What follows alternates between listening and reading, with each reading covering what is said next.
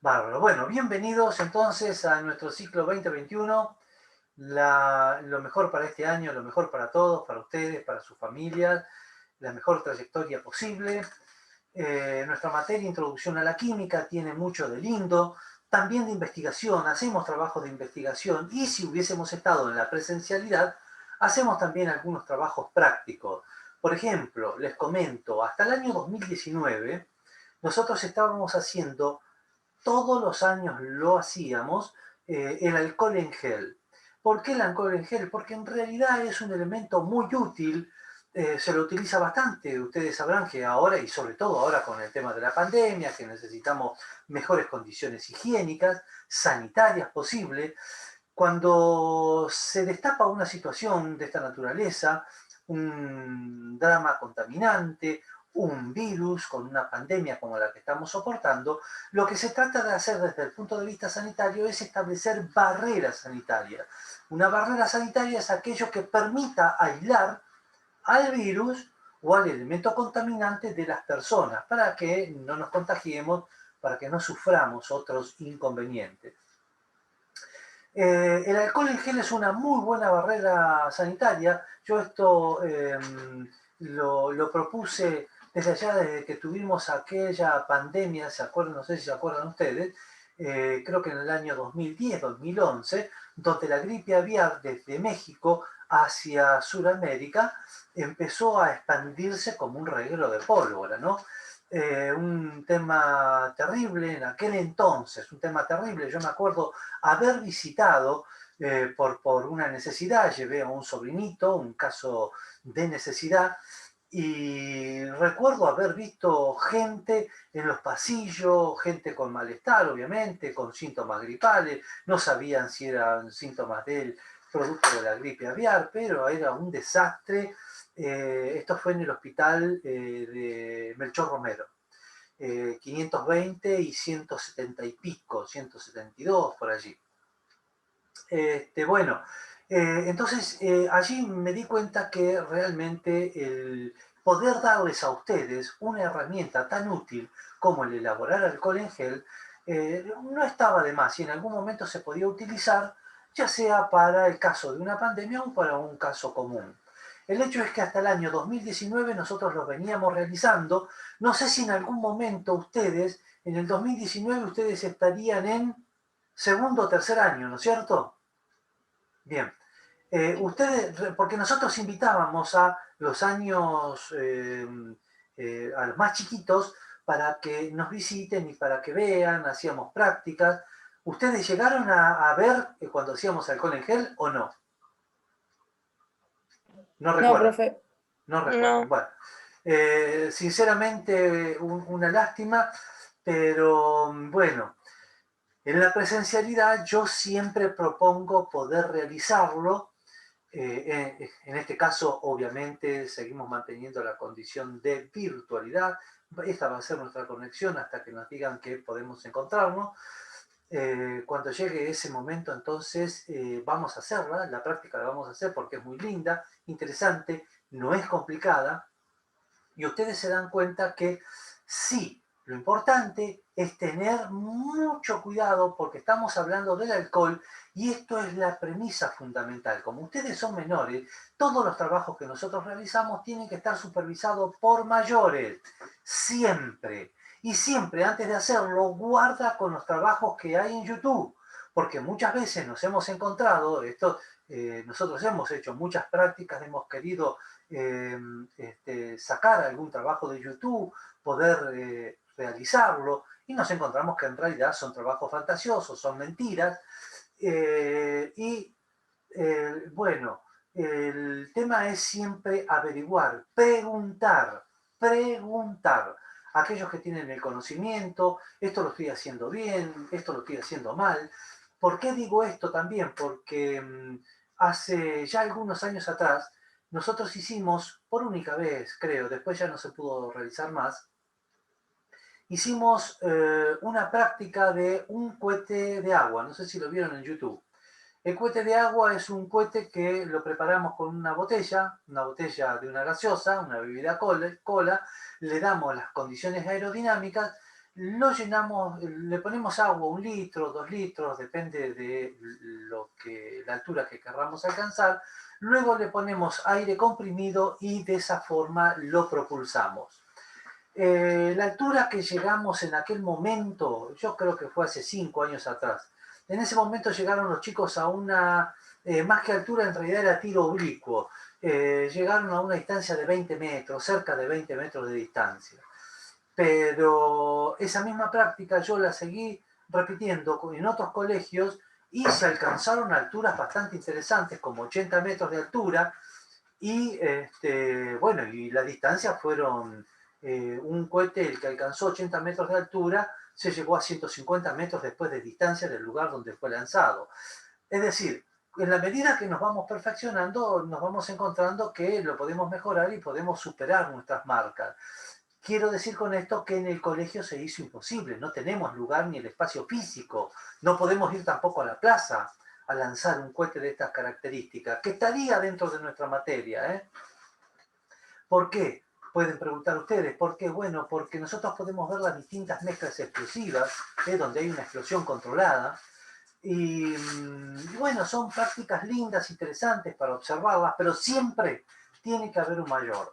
En aquel entonces recuerdo que los chicos me mostraron el video donde se les había ocurrido, porque lo vieron en un canal de YouTube, en lugar de de hacerlo como nosotros lo hacíamos tradicionalmente, ellos utilizaron una pastilla de cloro, la molieron, la mezclaron con otro producto químico y cuando lo mezclaron se produjo una explosión interesante. De casualidad no sufrieron heridas, pero hay que tener muchísimo cuidado porque cuando trabajamos con productos químicos, productos cuya reacción es exotérmica, la reacción exotérmica es aquella que empieza a desprender calor. Entonces allí tenemos que tener mucho cuidado. Siempre hay que preguntar. Y a veces cuando ustedes vean en YouTube, no, mirá, pero qué fácil que lo realizó, tengamos nuestra desconfianza. No siempre los trabajos son como los vemos en los canales que los suben. Tiene que ser de gente con determinada seriedad. Bien, dicho esto, ¿y por qué lo digo? Porque en realidad nuestra materia da estas posibilidades, da como para poder trabajarlo. También hemos hecho en la presencialidad esencias. En las esencias acá trabajamos con todos los conocimientos. De hecho, por ejemplo, cuando nosotros tenemos un soluto y le agregamos un solvente, entonces a partir de ese momento yo puedo hacer una esencia aromática, puedo extraer un determinado color, y son trabajitos lindos, sencillitos donde aprendemos, pasamos un rato amigable y sobre todo la teoría creo que la podemos recuperar mucho mejor y encontrar una visión distinta de nuestra materia, que no sea tan fría, solamente fórmulas o moléculas que van apareciendo por allí. Entonces, también hacemos trabajitos de investigación. De hecho, por ejemplo, todos los años prácticamente hacemos un trabajo con respecto al glifosato. Me parece muy interesante que ustedes estén y que sepan qué es el glifosato. Obviamente que esta charla la hacemos casi al final, porque primero vemos un montón de familias de compuestos hidrocarbonados, donde el carbono, el hidrógeno, el oxígeno, en menor medida el nitrógeno, todos estos elementos químicos forman parte de estas moléculas, de estas familias, que son bastante interesantes. Y el trabajo ya cuando llegamos casi a fin de año, entonces se nos hace un poquito más fácil analizar e investigar qué es el glifosato, un compuesto aromático que es muy riesgoso para nuestra salud. ¿Por qué glifosato y no otro producto? Bueno, porque se lo utiliza demasiado en las fumigaciones. De hecho, hay muchas búsquedas, investigaciones de periodistas donde se han encontrado contenores elevadísimos de glifosato y donde desgraciadamente el glifosato aparece también ya incorporado en análisis de sangre que se les ha hecho a gente, por ejemplo, que está en la zona de la ciudad de Buenos Aires. La pregunta es cómo, si en la ciudad de Buenos Aires no se hacen fumigaciones. Bueno, el glifosato ya se incorpora a nuestro organismo a través de los productos que nosotros consumimos. ¿Que es delicado? Es muy delicado. Entonces tenemos que prestar atención a estas cosas. Se hacen siempre algún tipo de trabajitos de investigación, de manera que yo también los invito a ustedes a que si hay algún tema lindo, un tema interesante que tenga que ver con nuestra materia, que no dejen de poder exponerlo y a partir de ese momento, bueno, veremos si podemos hacer algún trabajo de investigación, un trabajo que nos resulte útil. Por ejemplo, recuerdo que hace algunos años atrás, no muchos, pueden ser 3 años atrás, salió un aviso en el diario de que una criatura estaba internada en grave estado porque estaban jugando con unas que en los primeros grados lo utilizan, son como papelitos, no reconozco el nombre, no me acuerdo ahora el nombre que tienen, muy pequeñitos de colores, algunos son de tipo fosforescente, tipo brillantina, cosas así, que son lindas para jugar, pero parece ser de que tienen un comportamiento aeriforme, es decir, si yo las saco y las tiro en el ambiente, permanecen flotando, tienen un comportamiento aeriforme, a tal punto que si uno lo respira, obviamente esas partículas van a nuestro sistema respiratorio. Bueno, esta criatura estaba internada en el Hospital de Niños de la Ciudad de La Plata, estaba en un estado crítico y cuando nosotros vimos eso, los chicos dijeron, bueno, pero ¿cómo será esto? ¿Será tan peligroso? Hicimos un trabajo de investigación y de allí surgió la idea de ir a los grados iniciales en la primaria que tenemos en nuestra institución y poder comentarlo, poder llamarlo a los chicos, a las maestras, decirles frente a qué estaban trabajando. Es decir, nuestra materia tiene cosas muy lindas y muy interesantes. Les cuento un caso que fue muy lindo, un caso que es actual y que todavía se sigue discutiendo y no sé por qué, no entiendo cuál es el motivo por el cual mucha gente sigue insistiendo en el dióxido de cloro. Es más, hasta una locutora, no me acuerdo el nombre de ella, termina apareciendo en cámara tomando un producto que ella digamos, lo multiplicaba como, y le hacía publicidad, como que era el dióxido de cloro. Tengamos cuidado con estas cosas. Nosotros tenemos que ir a lo que nos dicen nuestra fuente, los médicos, los trabajos de investigación. Nosotros seguimos el método científico. ¿Qué significa el método científico? Significa que nosotros tenemos que seguir 4 puntos, básicamente. El punto de la observación. Tenemos que ser muy buenos observadores, hacer todo un relevamiento, un detalle de, a ver, están tomando un producto, ¿quién te lo dio ese producto? No, me lo dio la curandera, el chamán que vive. Bueno, no, tengamos cuidado, a ver, no sabemos qué es lo que te están dando, estás tomando agua y no sabes de qué tipo, cuál es su procedencia. Entonces, tenemos que ser muy bien observadores, tenemos que elaborar una hipótesis. Luego tenemos que planificar un trabajo de campo. Esto quiere decir que tenemos que hacer los análisis correspondientes, porque vos podés estar tomando un agua que decís, no, pero si esta agua no me puede hacer mal, es translúcida, es límpida, pero puede tener elementos contaminantes. Entonces, y por último, la conclusión. Estos son los pasos de un método científico. Y esto es lo que sigue la comunidad científica. Y esto es lo que nosotros tenemos que impulsar para que cada uno de ustedes pueda, digamos, verse beneficiado el día de mañana y no que aparezca una periodista o quien fuese el Salvador, San Salvador, a decirnos que el dióxido de cloro realmente es útil, es muy bueno para la salud y es utilizado contra el COVID. Yo creo que cuando entramos en esas cosas, entramos en un terreno peligroso. Nosotros tenemos que investigar. El año pasado lo investigamos, los chicos llegaron a una conclusión muy interesante. Es muy probable que este tema también ingrese en algún momento, yo se los dé para que ustedes le busquen, hagan investigación y digan si es bueno o es malo, cómo lo ven.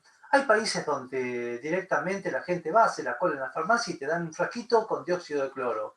Lo tenemos acá cerca, Bolivia, pero no hay una metodología científica. Y lo que más me preocupa a mí Es que yo los invito a ustedes, me hablan del dióxido de cloro, pero el dióxido de cloro, el cloro tendría que tener valencia 4. Voy a la tabla periódica y en ningún momento la tabla periódica me dice que el cloro trabaja con valencia 4. ¿Se acuerdan qué es valencia, no? Ya sé que todos me van a levantar la mano ahí. O estado de oxidación. ¿Se acuerdan? A ver, ¿quién levantó la mano? Bueno, Emiliano es muy honesto. Emiliano me dice, no, a mí no me pregunté. Ámbar Franco, ¿te acordás qué es la valencia o estado de oxidación? No, no. No. Bien, bueno, lo vamos a ver igualmente. Morena. El estado de Sí. intoxicación es cuando indica el grado que está oxidado, de oxidación que tiene que tiene el átomo. Bueno, pero ¿dónde aparece? Sí, pero ¿cómo te das cuenta? A ver. Te lo muestra. A ver, mostrame. ¿Cuál es el ejemplo que vos querés dar? Dale, a ver. No, digo que te lo muestra, no sé. Bueno, pero vamos a buscarle una explicación lógica. En realidad esto se ve, vamos a nuestro estudio número 2. Ahora los invito a que visitemos nuestro estudio y vamos a hacer vamos a ver, no nos vamos a quedar con las dudas. En realidad, a ver, vamos a ver si allí lo podemos ver mejor. Ahí. Cualquier átomo, vamos a suponer que tomemos el oxígeno. Tienen tabla periódica, ¿no? Ustedes saben que en nuestra materia tienen que tener tabla periódica siempre a la mano. ¿Sí? Sí. Perfecto, gracias. El oxígeno, número atómico 8. ¿Sí? ¿Estoy en lo cierto? ¿Número atómico 8? Ahora pregunto, ¿qué es el número atómico? A ver, si alguien me puede decir qué es el número atómico. ¿Es la cantidad de electrones que tiene en la última fila? No, ¿Puede de ser? átomos, ¿no es? La cantidad de átomos que tiene ¿Neutrones? Átomos no. El número Protones atómico. Sí, a ver. Dale. es la ¿Cantidad de cantidad neutrones que tiene en la última fila? de protones que tiene cada átomo de un elemento. Bien, ahí va, bien. Paloma, ¿vos quién sos? Yo soy Amparo. No, yo soy Amparo. Amparo, bien, Amparo. Bueno, lo voy a escribir porque me olvido. Amparo, ahí está. Bien, Amparo, es la cantidad de protones que tiene el núcleo. Es el número de protones. ¿Y los protones tienen qué carga eléctrica, Amparo? Negativa. Neutra. No. Bueno. Viste, tu hermana te quiere hacer Positiva. equivocar. Positiva, Algo gracias. había que hacer. Gracias, Ámbar. Positiva. Bien. ¿Viste? Entonces, automáticamente, como la materia tiene que ser neutra, la cantidad de protones me dice la cantidad de electrones que hay, el número de electrones. El número de electrones tiene carga eléctrica negativa. Toda la materia, a ver si ahí se ve mejor, ahí. Toda la materia que nos rodea y los átomos que la constituyen deben ser eléctricamente neutros. Por lo tanto, el número atómico es un número de orden. Este número de orden automáticamente me da la cantidad de protones que tiene el núcleo, que son cargas positivas. Si tengo 8 cargas positivas, porque el número atómico es 8, si tengo 8 cargas positivas, voy a tener ¿cuántas cargas negativas? ¿Quién dijo 8? ¿Amparo? ¿Amparo dijo 8? No, yo no dije nada. No dijo nada, Amparo. Bueno, 8 electrones, 8 electrones. Justo iba en 10, Amparo. Te perdiste, es una nota excelente. Bueno, igual les comento, a ver, para que entremos en ritmo de clase. Yo normalmente pregunto, pero la forma de preguntar no es para ir tomando nota. Es sencillamente tomámoslo para establecer un vínculo entre nosotros. Y para ir nivelando y viendo, bueno, está bien, me falta reforzar, ¿no? Bien, ya sabemos entonces que el oxígeno tiene número atómico 8, pero se encuentra en el grupo, está en el grupo 6.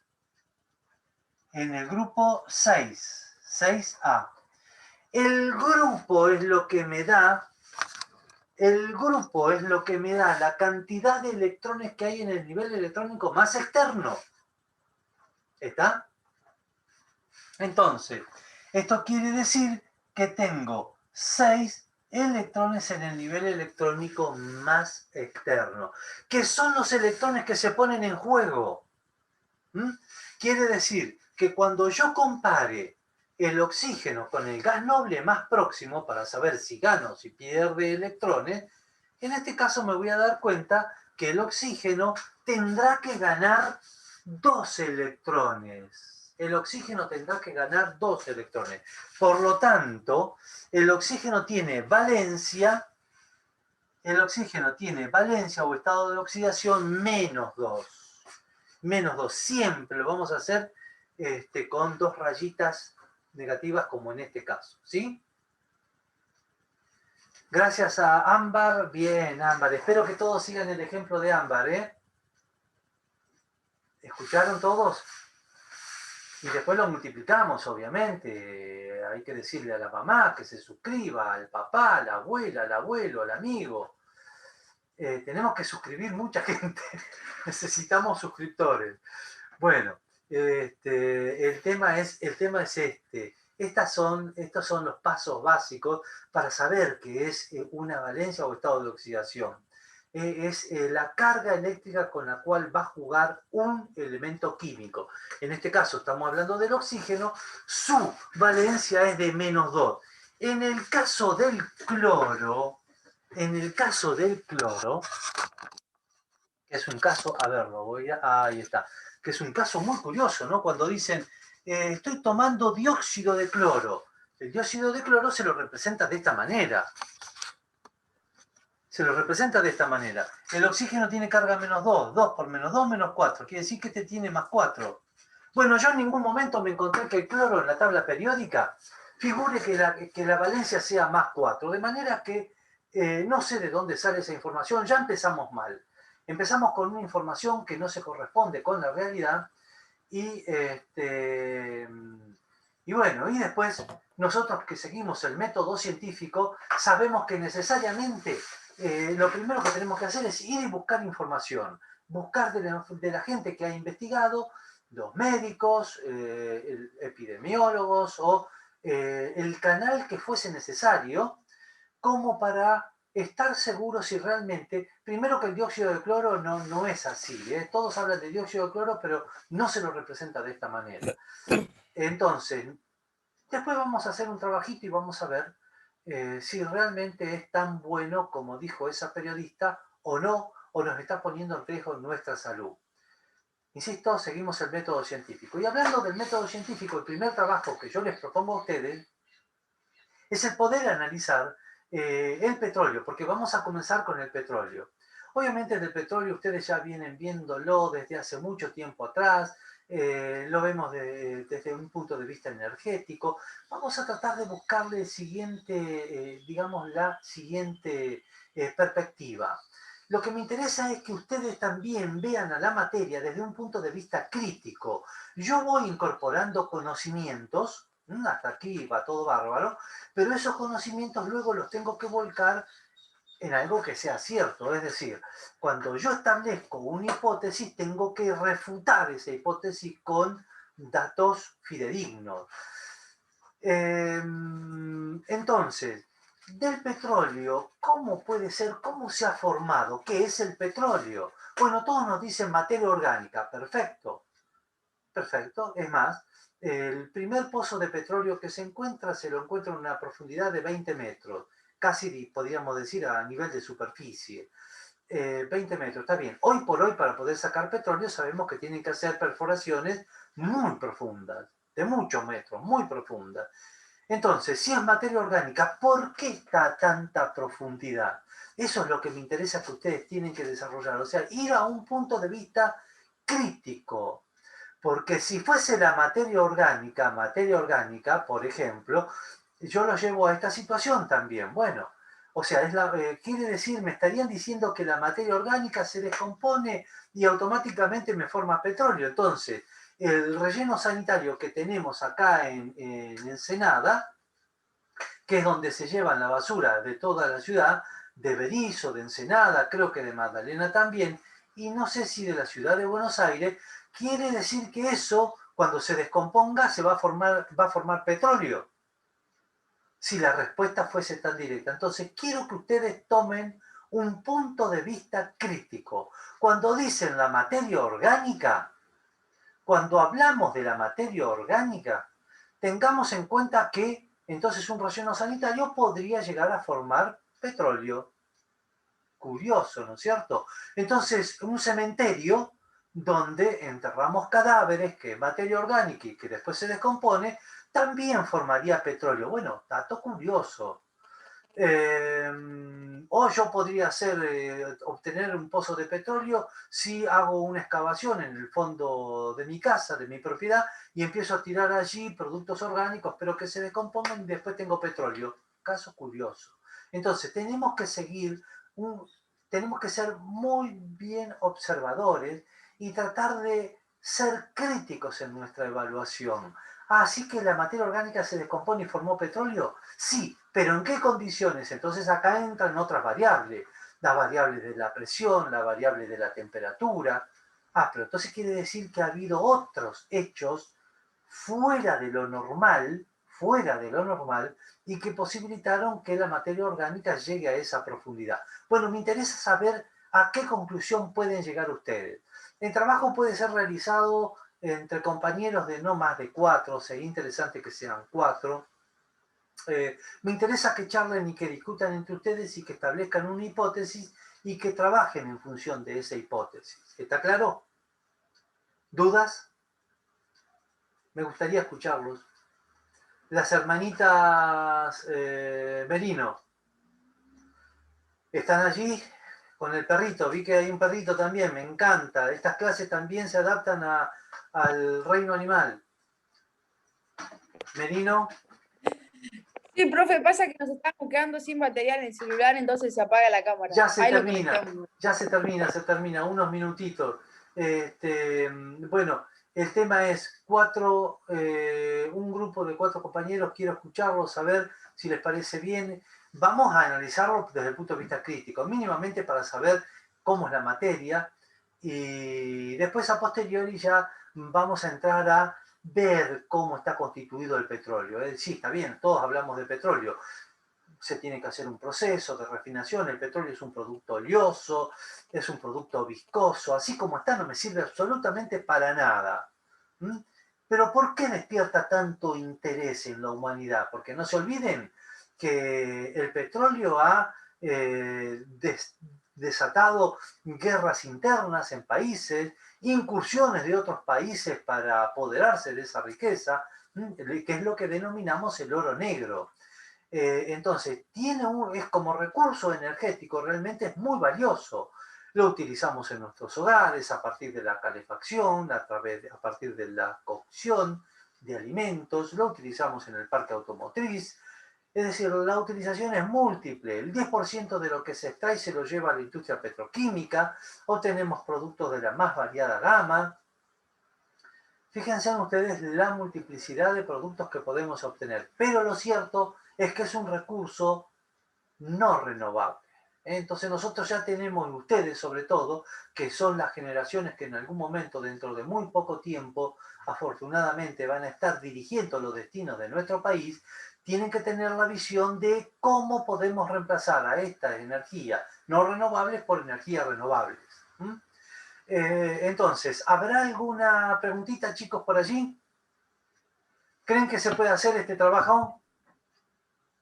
¿Sí? Sí. Bien, por favor. Profe, pregunta. Sí, pregunta, dale. ¿Podemos hacerlo tienen que ser 4 o podemos hacerlo ponerle a 3? Sí, puede ser, no hay problema. Lo eligen ustedes. Okay, Lo que sí, lo que les pido es que cada uno de los integrantes pone, lo hicimos con fulano, y cada uno me lo sube al Classroom. Y listo, estamos todos en paz. Chicos, yo les voy a pasar, por favor, se suscriben todos al Classroom. Yo les voy a mandar los códigos, la clase va a ser el miércoles que viene, obviamente, a la misma hora. Un cariño grandote, incluso para aquellos que no pudieron subirse en la clase de hoy, pero va a quedar el video. Gracias, muy agradecidos a todos. A cuidarse. Chao. Gracias. Dale, Chao, profe. profe, gracias. Profe. Chao, profe.